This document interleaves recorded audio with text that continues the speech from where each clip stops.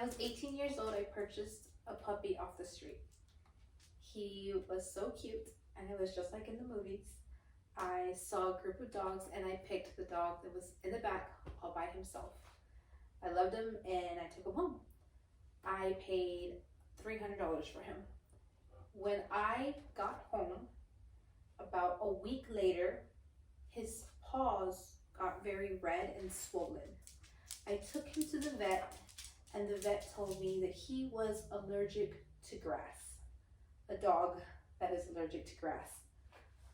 About 2 weeks later, he started getting bumps all over his body, and I took him to the vet again. The vet told me that he had been bitten by a flea and that he was allergic to fleas. Maybe a month, almost 2 months later, he was scratching. He had patches of red and his fur was falling off. Again, I took him to the vet.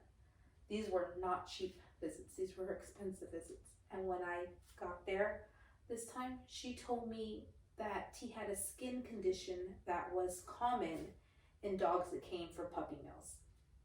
I had no idea what a puppy mill was. I went home that day and I Googled puppy mill. I was horrified to see the pictures that came up on that Google search. I saw dogs in cages, they were being abused, and I learned so much about what a puppy mill was.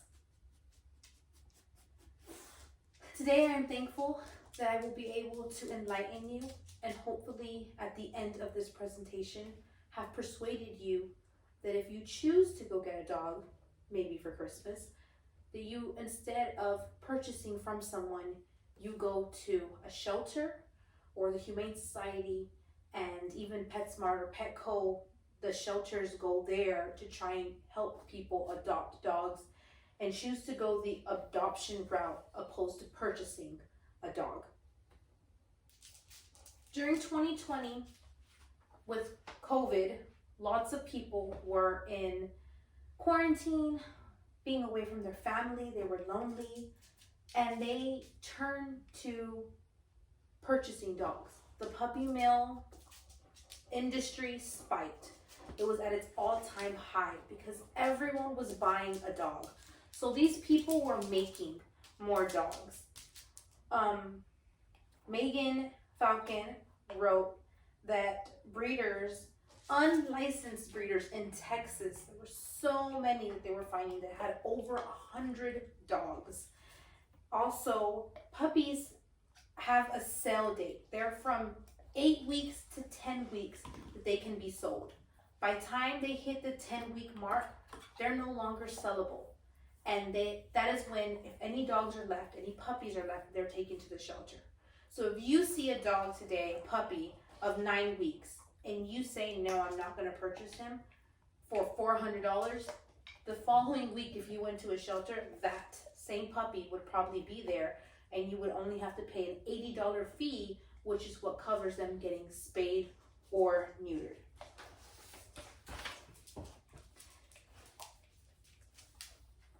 If we didn't purchase dogs from breeders, they wouldn't make money. And if they wouldn't make money, they would stop breeding. But if we continue to purchase these dogs, we are supporting this business. And even though thankfully now it is illegal to sell dogs or to purchase dogs from a puppy mill, it is still happening. If for some reason my words have not been enough, I would like to paint a picture for you with my slideshow. These animals develop sicknesses that are passed down to their offsprings.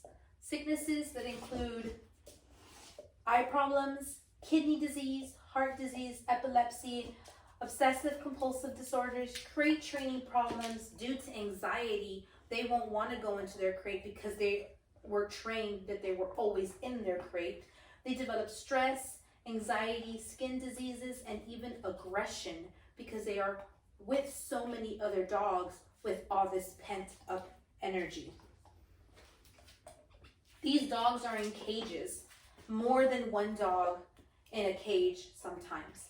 These dogs eat in these cages, sleep in these cages, poop in these cages. They are never taken out for love, to be hugged, for a pet. They're never taken for walks. And they develop so much anxiety and stress in a cage. People continue to do puppy mills because people continue to purchase them. But if we stop purchasing them, they won't make them anymore. There are honest dog breeders, but it is so hard to find them. And those dogs are very expensive. You're talking about $1,000 to $2,000. I have met one, and she was a great lady. She made you go to her house to meet the dogs. She made you fill out documents, and she made you sign that if you ever did not want that dog anymore, you had to return that dog to her. And you're able to meet, the breeder provides the mother and the father of those dogs, paperwork and everything. But even through them, if we purchase through them, it gives other people I can do this too, and they continue to try and have puppy mills. Dogs that live in their own filth and trash and sickness, just surrounded by sickness. I kept my promise 14 years ago, and I did not purchase another dog. Milesito, the dog that I did purchase, passed away 2 years ago. He developed liver problems, and his organs started to fail, and he is gone now. But before that, when he was 5, we adopted a beautiful pit bull named Lilo and a beautiful black lab named Chip, who was left at Goodwill. Chip, Lilo, come. They are great family dogs, very sweet girls, and not purchased. Every time I do get a dog, I reread How to Train the Perfect Dog by Cesar Millan. We also adopted a super cute Jack Russell Lab mix named Flash, who will not be here for the presentation because he is a puppy and very, very hyper. I hope my words have encouraged you that if you decide to add a pet to the family, that you take the adoption route and not purchase or support these breeders. Thank you.